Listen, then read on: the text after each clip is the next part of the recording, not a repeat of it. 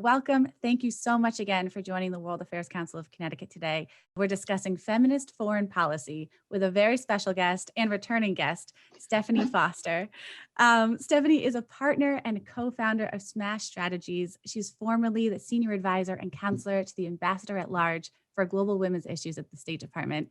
Stephenie, welcome back. Thank you so much for being with us today. I'm so happy to be back, and thank you for having me. My name is Amanda Jolly. I'm the VP of Programs at the Council, and today's structure will kick off with a conversation between Stephenie Foster and Megan Torrey, CEO of the World Affairs Council. So we're, again, so honored to have Stephenie back with us here today to discuss what it would mean to define, develop, and operationalize a feminist foreign policy for the United States. So with that, let's get started. I'm pleased to turn it over to you, Megan. Megan Torrey, CEO of the World Affairs Council. Thank you, Amanda. Thank you, everyone, for joining us for State of the World today. And especially thank you for coming back and talking to us again, Stephenie. So we have so much to get to today, so I really want to just jump right in. We know that the concept of feminist foreign policy has been around for a while, and that in 2014, the country of Sweden introduced its own feminist foreign policy. We know other countries have followed, Canada and Mexico, as well as France. And so there's increasing pressure to introduce a feminist foreign policy in the United States. But Stephenie, why don't you kick us off? What is feminist foreign policy? Well, I think that's really an important question to ask. And really, feminist foreign policy is about integrating gender equality into our foreign policy and national security policymaking. And before I kind of dive into what that means, I think it's important to say why we want to integrate gender equality into those very important institutions and policies.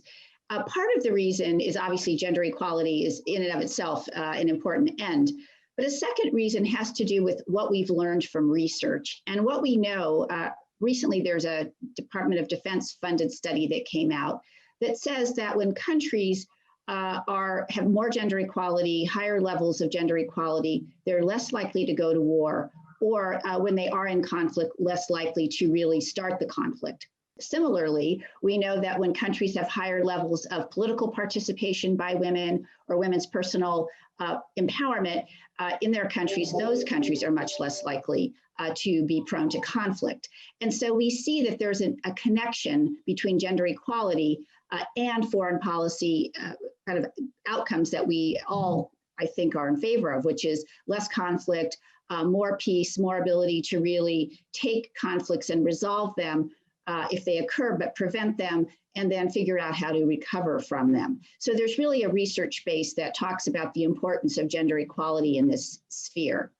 But I think the important thing about feminist foreign policy is it's really about looking at the power imbalances that have occurred over many years, obviously, of our foreign policy, not just ours, but foreign policy around the world, and trying to rectify those by bringing in more diverse voices, by using tools like gender analysis to really look at the differential impact that policies have on men and women.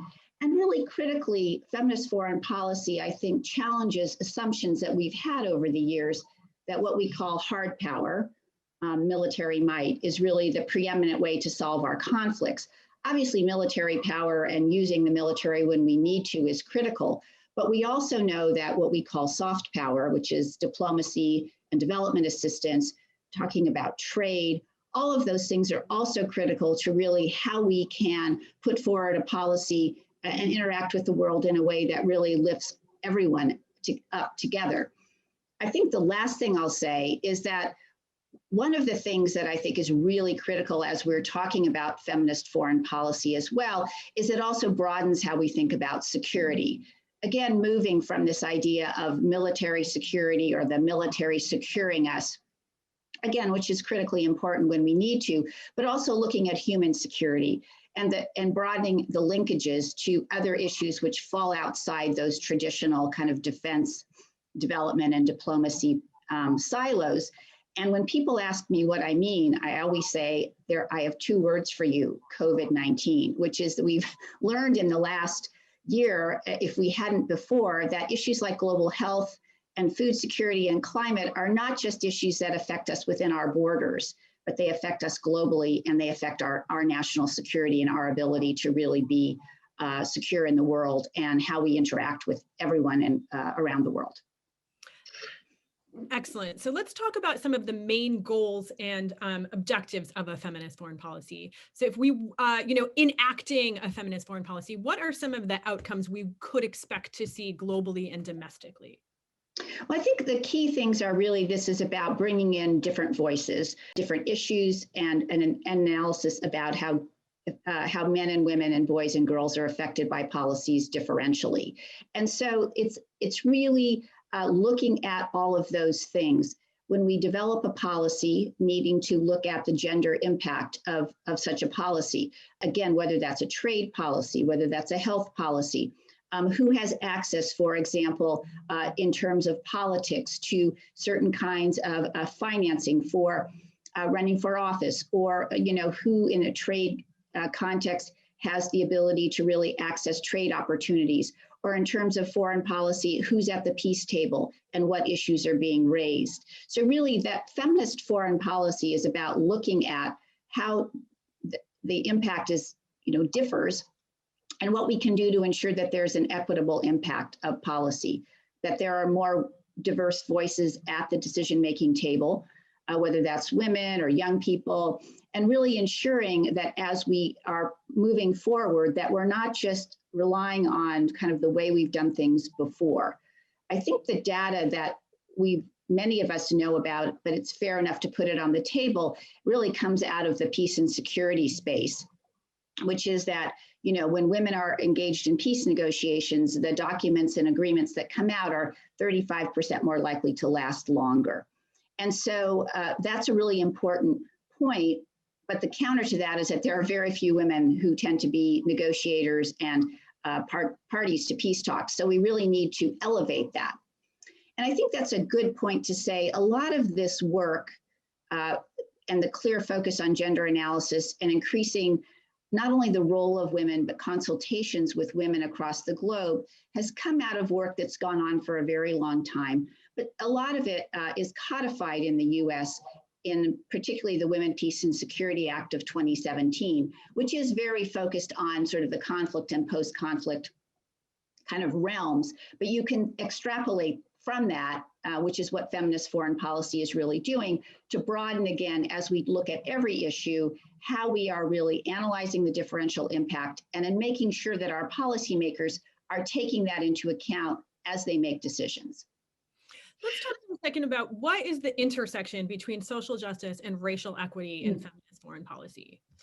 Yeah, and I think that's a really, obviously there's so much in the last year that we now are talking about in a very different way.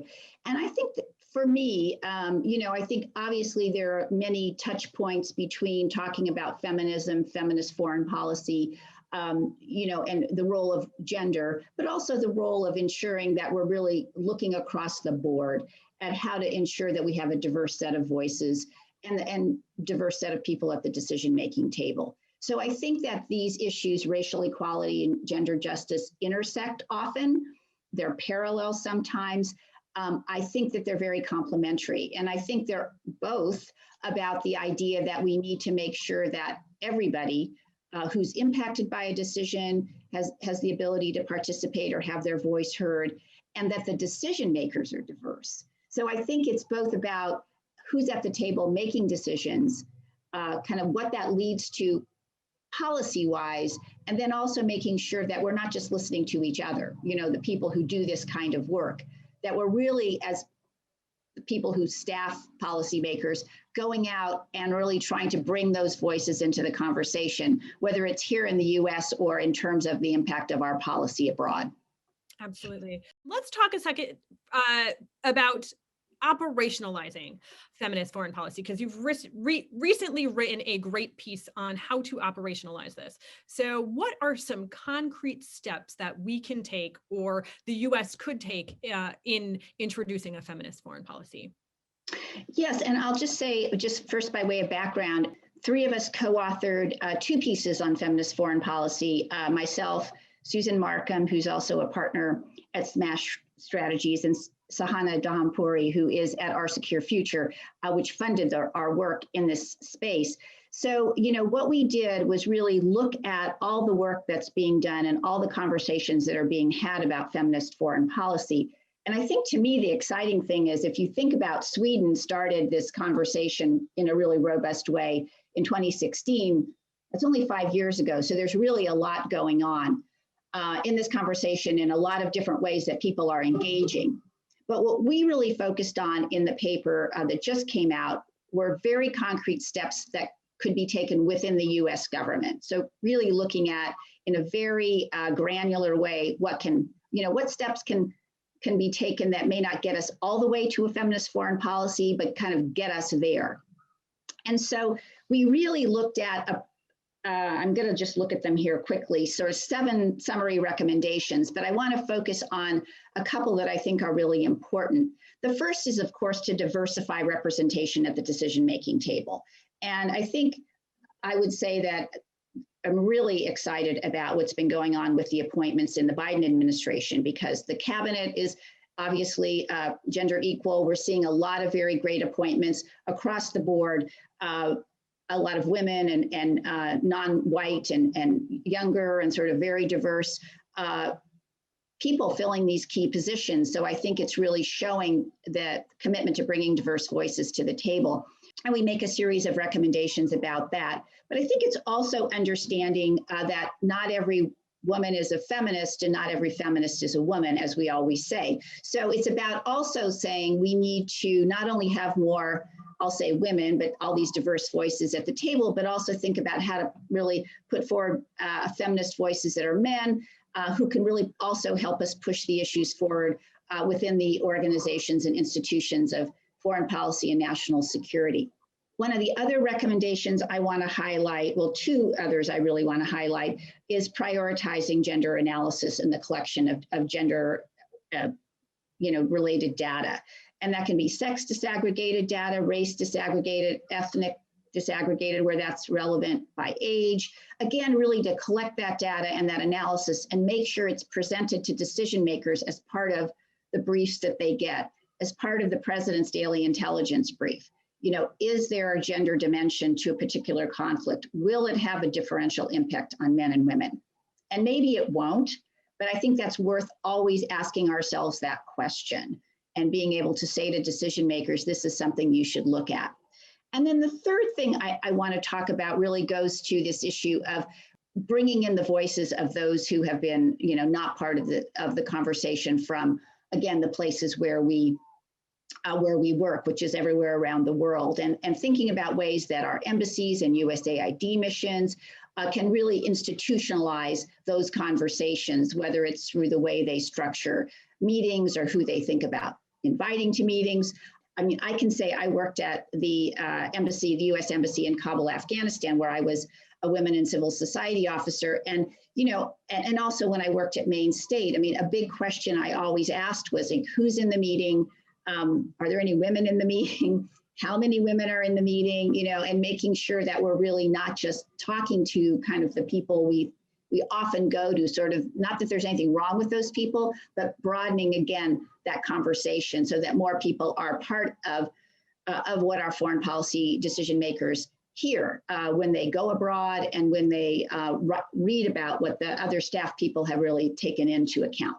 Absolutely. I want to bring in a question from Raji Sharma, who says, my question is, do you think Feminist Foreign Policy's association with soft power has somewhat rendered it weak in the midst of hard power politics? Well, I see it as really complementary. So I think soft and hard power, as we know, are very complementary. I think as we're moving into this world we now acknowledge is very interconnected, I think both of those things are critical. And so I don't think of soft power as weak. I think of it as a smart way for us to engage, with people abroad. And I think it needs to be, those two need to be woven together. So that we're always thinking about how do we get to a place where we don't need to use we don't need to militarily intervene, if at all possible. And what are the steps before that? And I think a lot of this discussion about institutionalizing gender analysis, institutionalizing the way that decisions get made so we take into account these kinds of issues, I think really can help us be at a point where we don't need to use as often, we don't need to engage in conflict around the world. So I don't see it as really being weak. I will say, I think the one challenge that we've had, and I would just speak for myself on this in talking about feminist foreign policy is, a lot of people can be put off by the term feminist. So, is it a gender focused foreign policy? We spent a lot of time kind of going back and forth on that. But in the end, it really, feminist foreign policy kind of encapsulates the conversation globally. And so not using it seemed like really not a good idea either. And I think it's really important, though, to say what it means, which is that we want to ensure that gender equality is part of the conversation because we know that that leads to societies that have less conflict, that are much more able to resolve conflict, that aren't going to be going to war sort of as their first step in trying to resolve something. So I think that the term feminist foreign policy can be a bit of a challenge. So we have a question about U.S. military intervention. Can you talk a little bit about the phenomenon of the United States using gender equality as a justification for military intervention? And this person uses, for example, the 2003 invasion of Iraq, et cetera. And how is this different from a feminine foreign policy, if it is? I think that's certainly an issue that people talk about, like, is gender equality being used to justify military action? And people would argue there are several cases where that has happened. I mean, I've served in Afghanistan, and certainly we talked about needing to protect the rights of women as part of the intervention in terms of the Taliban and the sort of draconian legal system that was in place at the time. So, I mean, I think it's certainly a conversation. I don't think there's one right answer, because I don't think any sort of situation we face globally is the same. But I think it's always helpful to ask that question and to understand, what are we doing in that sort of in that realm? Gender analysis, though, I think is always critically important. And certainly, as we saw in Afghanistan, the fact that the Taliban was so draconian, not just in terms of their the way that women were treated, but anyone who was not sort of in part of their worldview. I mean, I think was a very important thing that brought to the world's attention what was happening there. And so I think it's a very important question to ask all the time. I don't think there's one easy answer. We have a question from Abby. She wants to know, what are the greatest obstacles that you see in furthering advancement of a feminist foreign policy in the United States? I would just say I reread the paper that we wrote this morning. And as I was rereading it, I thought, so many of the things that we talk about in the paper, whether it's increasing representation of women at high-level decision-making posts, whether it's trying to, embed gender analysis more deeply and more broadly than, say, the Women, Peace, and Security Act, whether it's having a sort of a coordinating council on gender at the White House, a lot of those things I'm really excited to say are happening.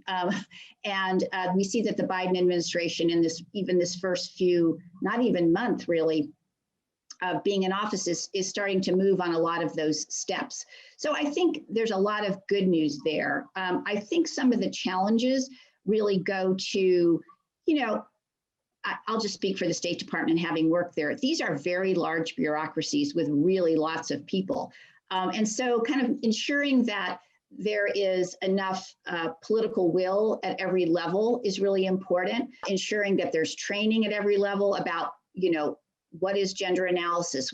How do we move forward on these issues? How do we create ways to look at the programmatic work our development agencies are doing to make sure that they're really, again, taking the differential impact into account?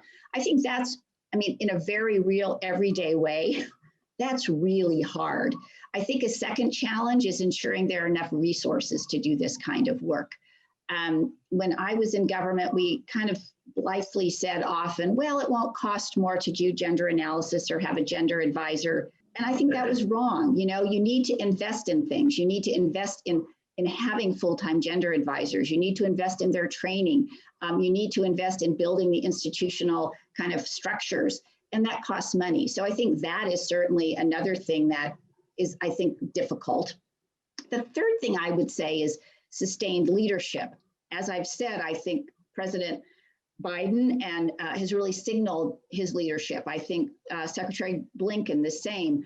I think Secretary Austin with this, sort of step down to look at what's going on at DOD is great. But, leaders stay in office a short period of time, relatively speaking. So really sort of embedding that leadership in the institutions, I think, is a really big challenge, because you want to make sure that after that particular individual is no longer president or secretary or deputy secretary or USAID administrator, that is embedded in the institution, which is why I think looking at, as we did, and many others have, and again, whether it's in the Women, Peace and Security Act or in our paper or other papers, very specific things that can be embedded in the institutions, in the legal frameworks that we have, so that we are getting this work kind of in the stream of things for a long period of time.